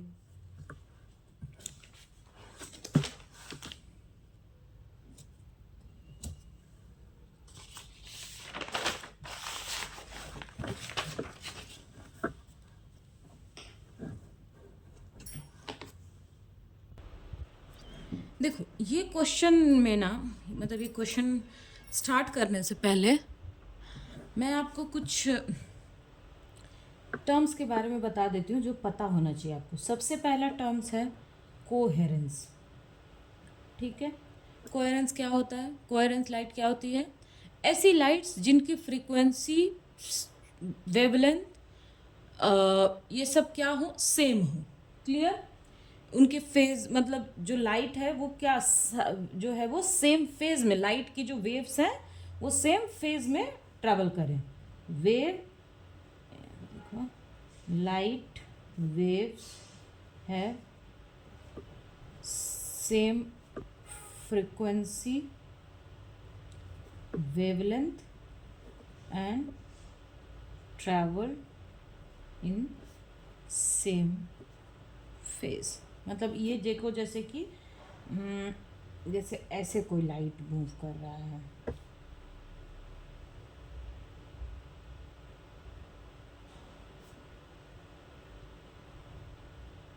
ये मतलब इसको हम बोलेंगे कोहेरेंस। ठीक है, कोहेरेंस लाइट। और ऐसे कोई मूव कर रहा है तो ये नॉन कोहेरेंस होता है। क्लियर? दूसरा एक और टर्म है जिसको हम बोलते हैं कोहेरेंस लेंथ। कोहेरेंस लेंथ का मतलब है कि कोहेरेंस लेंथ का मतलब है कि मैक्सिमम डिस्टेंस, ठीक है, वेयर कोहेरेंट वेव और light maintain predictable phase relationship. इसका मतलब है कि एक लाइट जो है वो कितना मैक्सिमम डिस्टेंस अपने आप को सेम फेज में रख के ट्रैवल करेगा। सेम फेज का मतलब है कि मान लो कि ये जैसे एक ये लाइट 1 है और एक लाइट 2 है, ये दोनों का फेज सेम है, मान लो कि दोनों का फेज 5 है, तो मैक्सिमम डिस्टेंस ये वेव कब तक मूव करेगा कि ये सेम फेज में ट्रेवल करेगा। क्लियर? तो उसको हम बोलते हैं कोहेरेंस लेंथ। और जो जितना टाइम लगेगा मतलब उस डिस्टेंस को ट्रैवल करने में, जैसे मान लो कि ये एक डिस्टेंस, ये एक हमारा सोर्स है और ये हमारा मान लो कि यहाँ तक लाइट को पहुँचना है, तो मान लो कि लाइट जो है यहाँ मतलब यहाँ ये सोर्स से निकला और यहाँ से मान लो कि यहाँ तक वो कोहेरेंस लेंथ को क्या किया है, मेंटेन किया है। कोहेरेंस लेंथ मेंटेन किया है का मतलब यहाँ से यहाँ तक, इस लेंथ तक वो लाइट जो है वो सेम फेज में ट्रैवल किया है। तो इस ड्यूरेशन में यहाँ से यहाँ तक आने में उसको कितना टाइम लगा है, उसको हम बोलते हैं कोहेरेंस लेंथ, सॉरी टाइम। ठीक है, तो ये कॉन्सेप्ट मैं इसलिए बता रही हूँ क्योंकि ये प्रॉब्लम को सॉल्व करने में ये सब चीज़ें आपको हेल्प करेगी। तो कोहेरेंस लेंथ क्लियर हुआ। कोहेरेंस लेंथ का मतलब है कि maximum distance travelled by light wave, maximum distance travel by light wave with predictable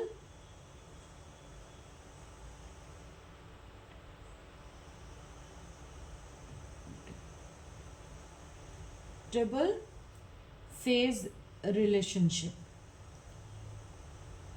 clear?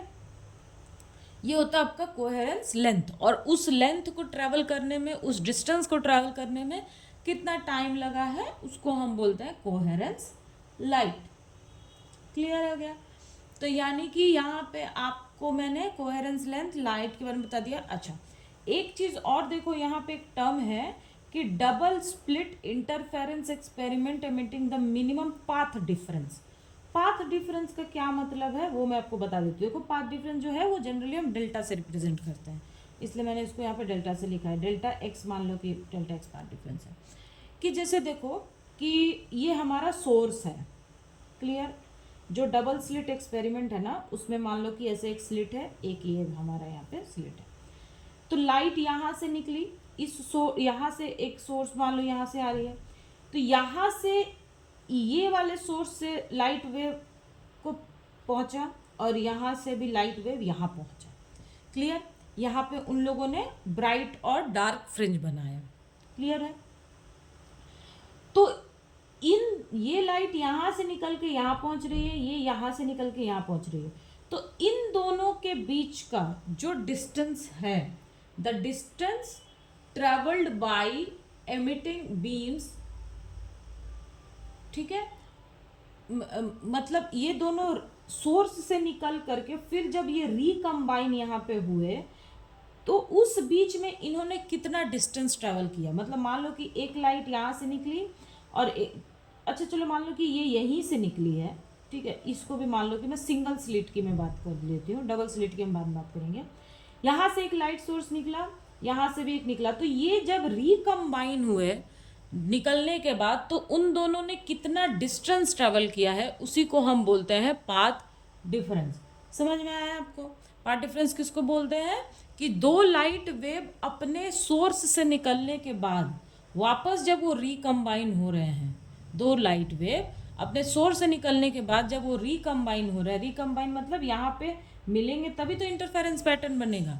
तो जब वो मिल रहे हैं, हाँ, मान लो कि जैसे देखो मैं हूँ, मैं अपने घर से निकली और मैं जैसे मान लो कि हम सारे फ्रेंड्स ने मिलके एक गेट टुगेदर किया है। गेट टुगेदर में हमने बोला कि हम एक हमारा एक हम सब मिलेंगे मान लो कि रेलवे स्टेशन पे। क्लियर? अब मैं अपने घर से निकल करके एक डिस्टेंस ट्रैवल करके रेलवे स्टेशन पहुंची, मेरी फ्रेंड अपने घर से निकल के डिस्टेंस ट्रैवल करके रेलवे स्टेशन पहुंची। तो हम दोनों ने अपने अपने हम घर से निकल के रेलवे स्टेशन जब हम पहुंचे, तो हम दोनों ने कितना डिस्टेंस ट्रेवल किया। मान लो कि मैंने डिस्टेंस ट्रेवल किया x, मेरे दोस्त ने डिस्टेंस ट्रेवल किया y, तो हमारा पाथ डिफरेंस क्या है? पाथ डिफरेंस हम दोनों का क्या है? That is y minus x और x माइनस वाई। जो ज़्यादा डिस्टेंस होगा उसमें से हम कम को माइनस करेंगे। तो वैसे ही लाइट वेव सोर्स से निकल करके और जब वो रिकम्बाइन होती है तो वो कितना डिस्टेंस ट्रेवल करती है, तो उसी को हम बोलते हैं पाथ डिफरेंस। ये तीनों चीज़ें क्लियर हो गई। अब देखो,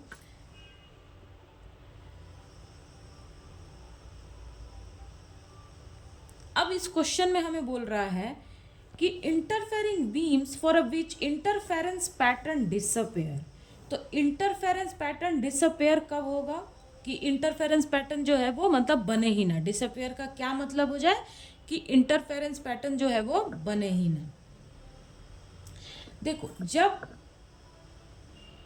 मतलब जब लेज़र लाइट जो है, जब उसने क्या, जब दो फ्रीक्वेंसी, यहाँ पे क्या बोल रहा है? Emitting light of two adjacent frequency.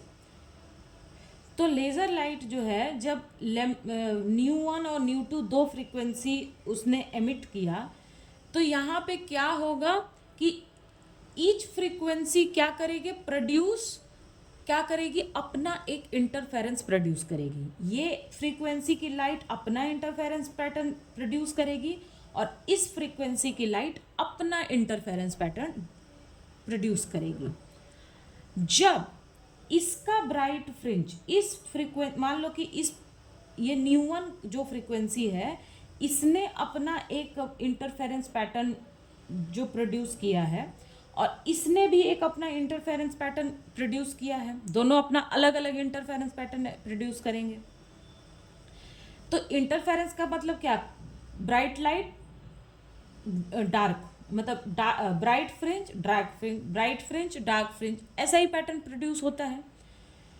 तो इसका डार्क फ्रिंज भी होगा और ब्राइट फ्रिंज भी होगा, इसका भी डार्क फ्रिंज होगा और ब्राइट फ्रिंज होगा। जब इसका डार्क फ्रिंज इसके ब्राइट से कंबाइन हो जाए या इसका डार्क इसके ब्राइट से कंबाइन हो जाए, मतलब एक का डार्क और एक का ब्राइट फ्रिंज कंबाइन हो जाएगा, तब हम बोलेंगे कि इंटरफेरेंस पैटर्न जो है वो क्या हो गया है? डिसअपेयर हो गया है। क्लियर हुआ? ये हम चीज कब बोलेंगे कि interference pattern is disappear when dark fringe,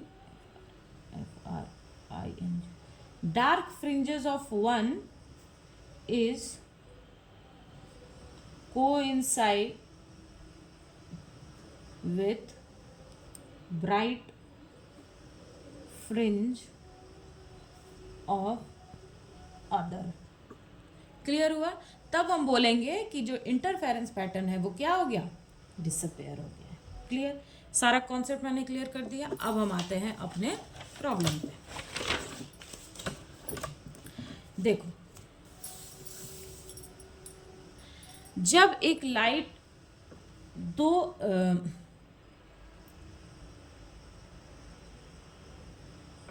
अब देखो कि जब जब दो फ्रीक्वेंसी को हमने सॉरी, एक सेकेंड, आपको दिख रहा है? ये चेक कर लो। हाँ, जब दो हम बोलेंगे कि μ1 एंड μ2 जो लाइट है, ये जब क्या बोलते हैं इसको, जब लाइट बीम से एमिट हुआ और जब ये कंबाइन होंगे, when μ1 and μ2 combined, then its bandwidth is कितना हो जाएगा? इसका बैंडविथ कितना हो जाएगा? Delta nu is nu 2 minus nu 1। Clear?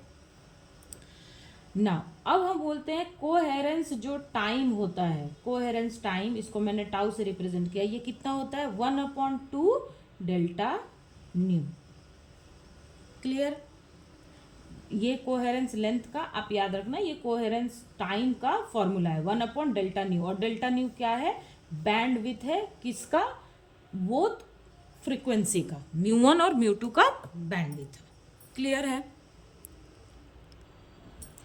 अच्छा, एक चीज़ हमेशा आप याद रखना कि इंटरफेरेंस पैटर्न फॉर्म होने के लिए हमेशा ही हमें कोहेरेंस सोर्स की ज़रूरत पड़ती है।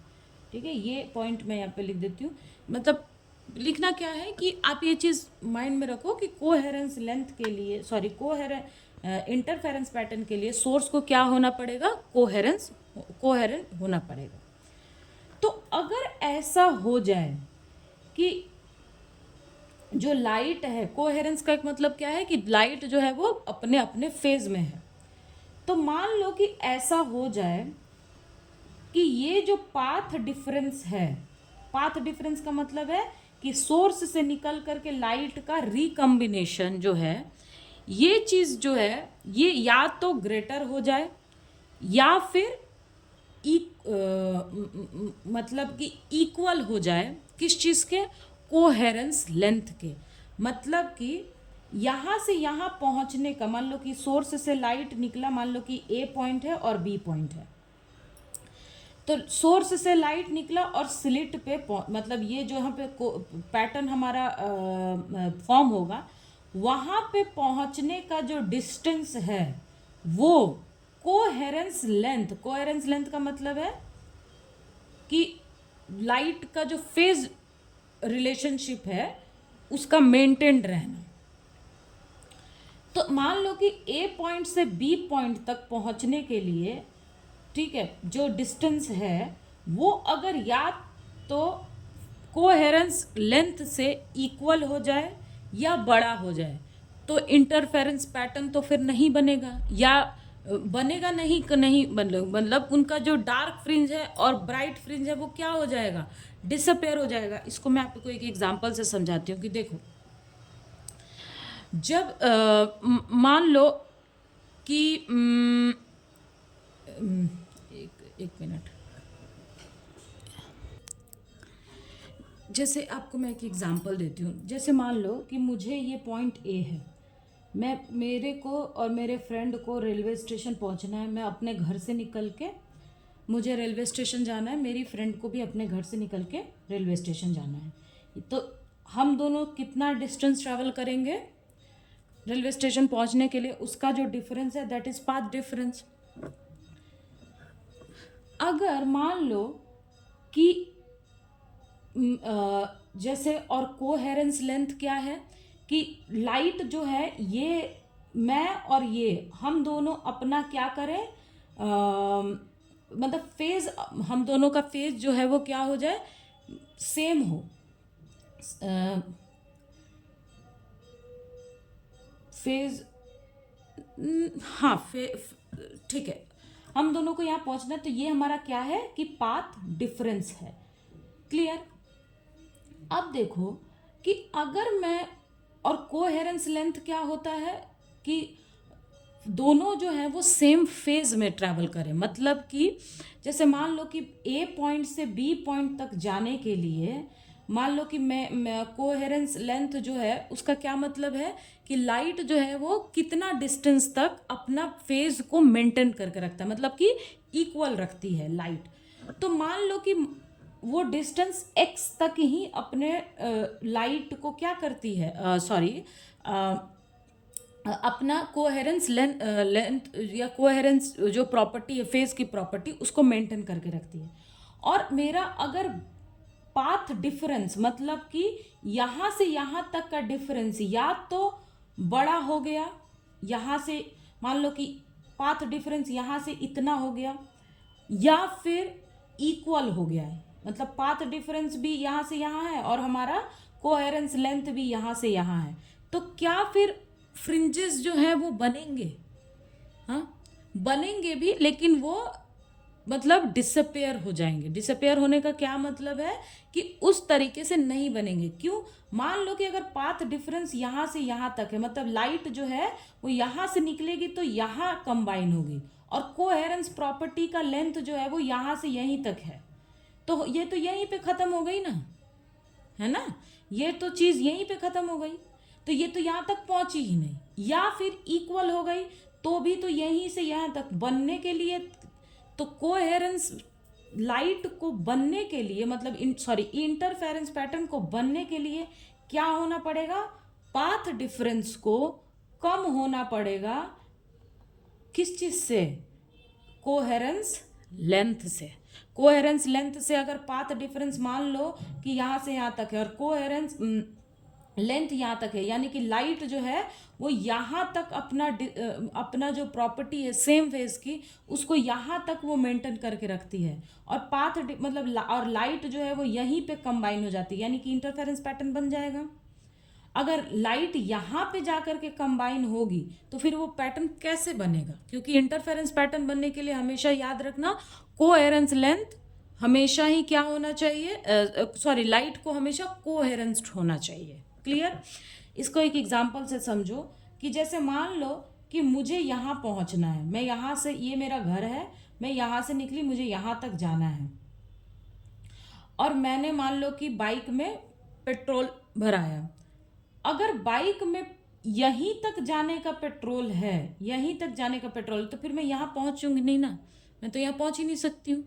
लेकिन अगर बाइक में इतना पेट्रोल है कि वो यहाँ तक जाए, तो मैं यहाँ से निकल के यहाँ पहुँच जाऊँगी, तब मैं यहाँ पहुँच सकती हूँ ना। उसके आगे भी आदमी जाए, उसके बाद में नहीं है, लेकिन अगर नहीं है तो हम नहीं पहुँच सकते। वैसे मैंने आपको एक एग्जाम्पल से बताया कि मान लो कि ये हमारा पाथ डिफरेंस है, ये पूरा यहाँ से यहाँ तक, यानी कि लाइट को इतना तो ट्रेवल करना ही पड़ेगा, क्या करने के लिए, कंबाइन होने के लिए, मतलब इंटरफेरेंस पैटर्न को प्रोड्यूस करने के लिए। और कोहेरेंस लेंथ जो है वो मान लो कि इतना ही डिस्टेंस का है, तो क्या वो इंटरफेरेंस पैटर्न यहाँ पे जाके प्रोड्यूस कर पाएगा, नहीं कर पाएगा। अगर इक्वल भी हुआ तो भी वो नहीं कर सकता है। क्यों, क्योंकि ये तो यहीं पे आके क्या हो जाएगा, फिर वो खत्म हो जाएगा, वो प्रोड्यूस नहीं कर सकता। अगर हमें इंटरफेरेंस पैटर्न प्रोड्यूस कराना है तो जो हमारा पाथ डिफरेंस है, यानी कि रिकॉम्बाइन होने का या इंटरफेरेंस पैटर्न को प्रोड्यूस करने का, उसको क्या करना पड़ेगा, होना पड़ेगा, लेस होना पड़ेगा। किस चीज से, कोहेरेंस लेंथ से। तभी तो ये मान लो कि लाइट जो है वो यहाँ ए से निकल के बी तक जाएगी और वो सेम फेज में रहेगी, और अगर पाथ डिफरेंस मान लो इतना ही है, तभी तो वो यहाँ पे इंटरफेरेंस पैटर्न को क्या कर सकती है, प्रोड्यूस कर सकती है। ये मैं आपको समझा पा रही हूँ ना। ये चीज़ आप समझ तो रहे हो ना कि कब लाइट जो है वो, तो लाइट को क्या होना पड़ेगा, for disappearing of interference pattern, path difference, that is delta x, should be greater or equal to coherence length, LC। ये चीज समझे। और for interference, for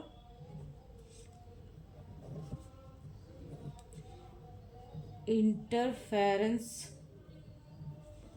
pattern delta x should be less than. Clear हुआ, ये मैं आपको समझाया, ये आप समझ गए ना। ठीक है, सिंपल एक एग्जांपल से मैंने आपको बताया कि जैसे मान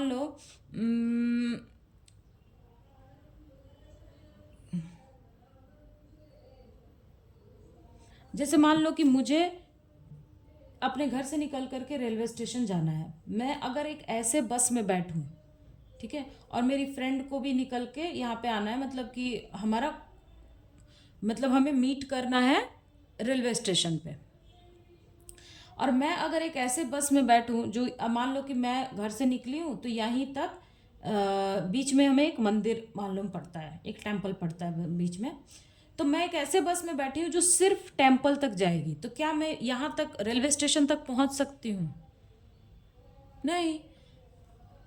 और मान लो कि अगर यहाँ पे एक मॉल पड़ता है सी, क्लियर, वो रेलवे स्टेशन के आगे पड़ता है, तो मैं अगर एक ऐसे बस में बैठूं जो मॉल तक जाएगी तो ये तो मुझे यहाँ तक पहुँचा सकती है, मेरे डेस्टिनेशन तक। सेम वही चीज़ है यहाँ पे कि अगर पाथ डिफरेंस जो है अगर वो कोहेरेंस लेंथ से, क्योंकि हमें इंटरफेरेंस पैटर्न के लिए क्या होना चाहिए, लाइट को कोहेरेंस होना चाहिए। अगर लाइट ए से निकल के बी तक सी तक जाएगी और वो कोहेरेंस को मेंटेन करके रखती है, मेंटेन रख सकती है, ए से सी तक अपने कोहेरेंस प्रॉपर्टी को मेंटेन कर सकते हैं लाइट वेव, तभी तो वो पॉइंट बी पे क्या करेगी, इंटरफेरेंस पैटर्न बना सकती है। लेकिन अगर वो अपनी प्रॉपर्टी यहीं पे, ये मान लो कि ए डैश है, इसी पॉइंट तक वो अपनी प्रॉपर्टी को मेंटेन कर सकती है, तो क्या वो बी पे इंटरफेरेंस पैटर्न बना पाएगी? नहीं बना पाएगी। क्लियर? तो बस यही चीज़ यहाँ पे समझाने की मैं कोशिश कर रही हूँ। क्लियर? तो यानी कि जो फ्रिंज डिसअपेयर होने के लिए मैंने क्या बोला कि पाथ डिफरेंस जो है वो किसके इक्वल हो जाए, इक्वल या ग्रेटर हो जाए। तो प्रॉब्लम सॉल्व करने के लिए हमें इक्वल लेना पड़ेगा, जो पाथ डिफरेंस है वो इक्वल हो जाए एलसी के। क्लियर? एलसी क्या होता है? एलसी इज इक्वल्स टू होता है सी इंटू टाउ। टाउ क्या है आपका? ये कोहेरेंस टाइम है, कोहेरेंस टाइम। क्लियर? तो डेल्टा एक्स इक्वल्स टू कितना हो जाएगा? सी इंटू टाउ। सी और टाउ की वैल्यू हमने कितना निकाला है? 1/2 by bandwidth, that is equals to कितना हो जाएगा? सी टू न्यू कितना है? Nu two minus nu one. तो मिनिमम पार्ट डिफरेंस कितना होना डिसअपेयर होने के लिए? C by two nu two minus nu one.